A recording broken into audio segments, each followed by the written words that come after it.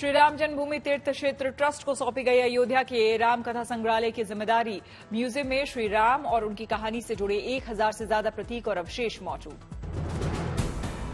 रामकथा संग्रहालय में प्राचीन और दुर्लभ मूर्तियों और महत्वपूर्ण पुरावशेष संग्रहित हैं। गुप्त और शुंग काल की मूर्तियां और बलुआ पत्थर की प्राचीन मूर्तियां भी यहां पर रखी गई हैं। ये 300 से 350 साल पुरानी है। इस शुभ अवसर पर सांस्कृतिक और रंगारंग कार्यक्रम का किया गया आयोजन। लोक कलाकारों ने भव्य नृत्य से बांधा समान।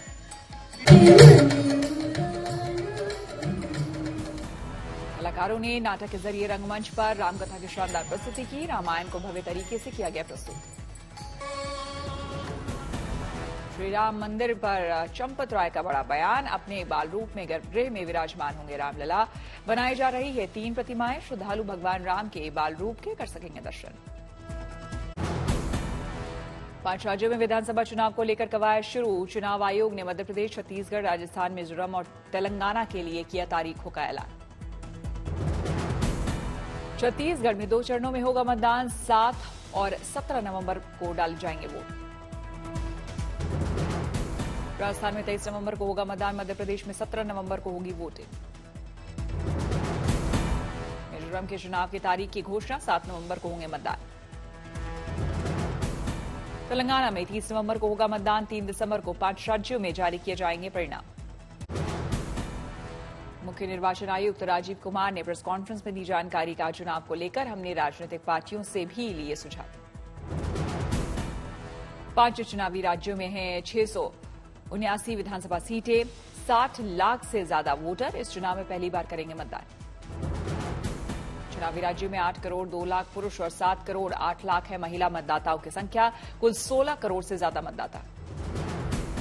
17 अक्टूबर को जारी की जाएगी मतदाता सूची। आदिवासियों के विशेष मतदान केंद्र बनाए जाएंगे। 1 लाख से ज्यादा पोलिंग स्टेशनों पर होगी वेबकास्टिंग।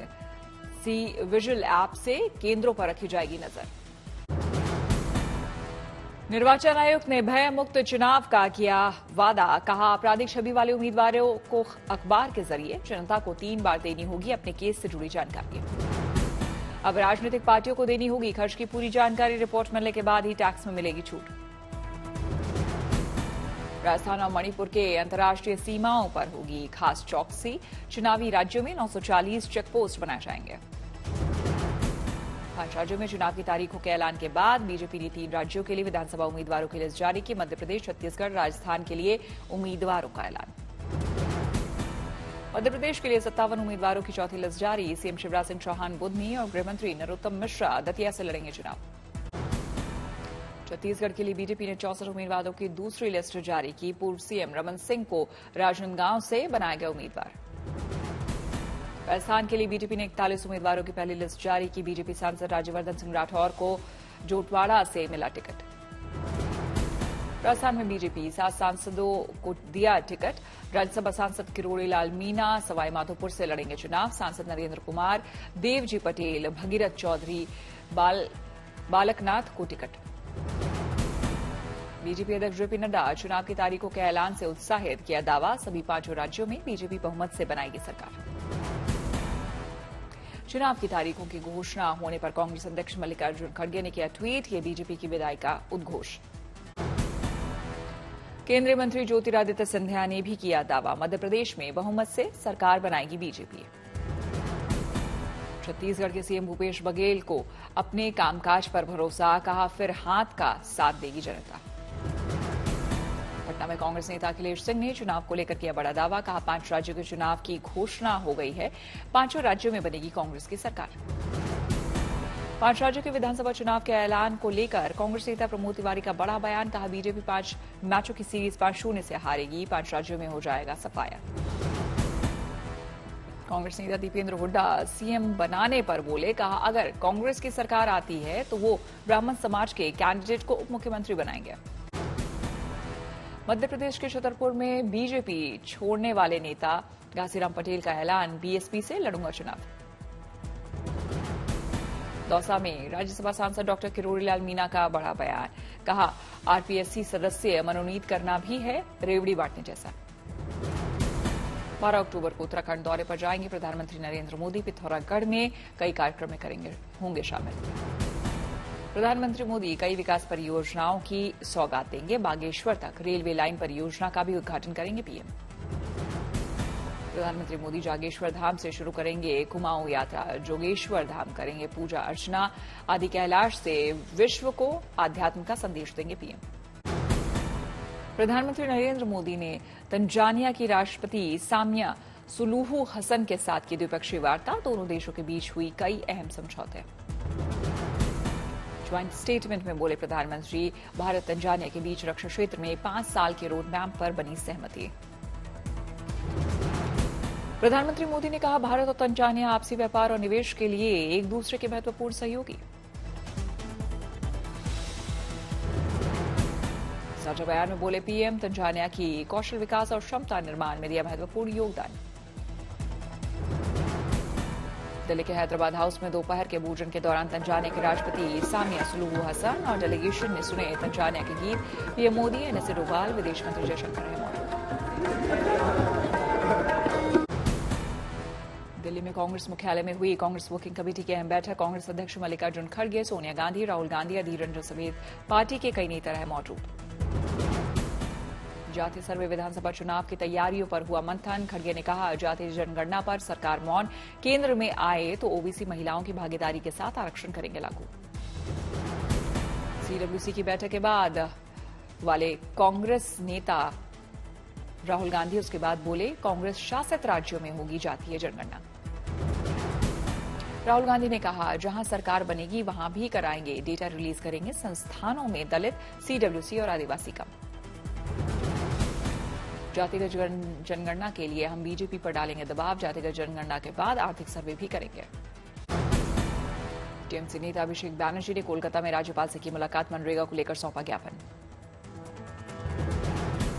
कांग्रेस नेता अलकलामा ने आप, बीएसपी और एआईएमआईएम पर ट्वीट कर साधा निशाना। लिखा, कांग्रेस अपने दम पर सीधे मुकाबले में बीजेपी को हराकर सरकार बनाने जा रही है। बीआरएस प्रमुख केसीआर 15 अक्टूबर को तेलंगाना भवन में पार्टी के उम्मीदवारों से करेंगे मुलाकात। चुनाव से पहले की तैयारियों को लेकर सीएम केसीआर कार्यकर्ताओं को करेंगे संबोधित। पंजाब में पराली जलाने पर कृषि मंत्री का बयान आया सामने। कहा, केंद्र के साथ पंजाब सरकार किसानों को देगी मुआवजा राशि। मनी लॉन्ड्रिंग के आरोपी दिल्ली के पूर्व मंत्री सत्येंद्र जैन की जमानत याचिका पर सुप्रीम कोर्ट में टली सुनवाई। 18 अक्टूबर को होगी अगली सुनवाई। उपराष्ट्रपति जगदीप धनखड़ ने स्कॉटिश प्रतिनिधिमंडल से की मुलाकात। स्कॉटिश संसद में cross party group on India का हिस्सा है प्रतिनिधिमंडल। सीएम योगी ने उन्नाव में स्वतंत्रता सेनानी राजा राव रामबख्श सिंह को दी श्रद्धांजलि। 804 करोड़ के विकास कार्यों की भी दी सौगात। मुंबई में बहुप्रतीक्षित मेट्रो 3 के ट्रायल की तैयारी शुरू। विद्यानगरी से एमआईडीसी के बीच दौड़ी भूमिगत मेट्रो। बठिंडा वासियों को बड़ी हवाई सौगात। बठिंडा एयरपोर्ट से दिल्ली के लिए उड़ान शुरू। हफ्ते में 5 दिन रहेगी फ्लाइट। कटरा से वैष्णो देवी के बीच चलने वाली हेलीकॉप्टर सेवा के किराए में बढ़ोतरी। 1830 रुपए की जगह अब लेंगे 2100 रुपए।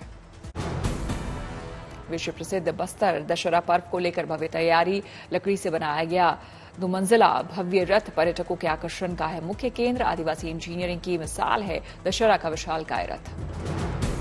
बारामूला के प्रसिद्ध स्की रिजॉर्ट गुलमर्ग में ठंड की पहली बर्फबारी। बर्फ की सफेद चादर से लिपटा नजर आया गुलमर्ग का माउंट अफरवॉट। गुलमर्ग में जबरदस्त बर्फबारी से चारों तरफ बर्फ की धुंध दिखा मनोरम दृश्य। गुलमर्ग जाने वाले सैलानियों की मौज। भारतीय क्रिकेट टीम दिल्ली पहुंची। 12 अक्टूबर को अफगानिस्तान से भिड़ेगी टीम इंडिया। दोपहर 2 बजे दिल्ली के अरुण जेटली स्टेडियम में होगा मुकाबला। सिक्किम में आए जल प्रलय के बीच सेना के जवान बने देवदूत। हेलीकॉप्टर के जरिए पर्यटकों का कर रहे रेस्क्यू। लाचुंग में फंसे 13 बांग्लादेशी पर्यटक भी बचाए गए। सेना का किया शुक्रिया।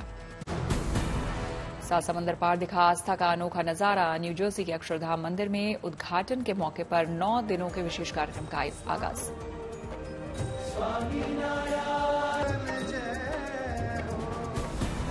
18 अक्टूबर से आम लोगों के लिए खोल दिया जाएगा मंदिर। मंदिर में लगाई गई है कुल 10,000 मूर्तियां। 183 एकड़ में फैला ये मंदिर 255 फीट लंबा, 345 फीट चौड़ा और 191 फीट है ऊंचा।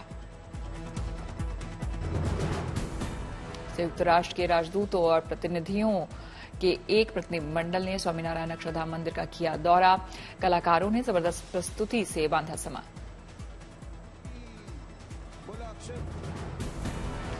दिल्ली में 26वीं ऊर्जा प्रौद्योगिकी बैठक का शुभारंभ, केंद्रीय मंत्री हरदीप सिंह पुरी बैठक में हुए शामिल।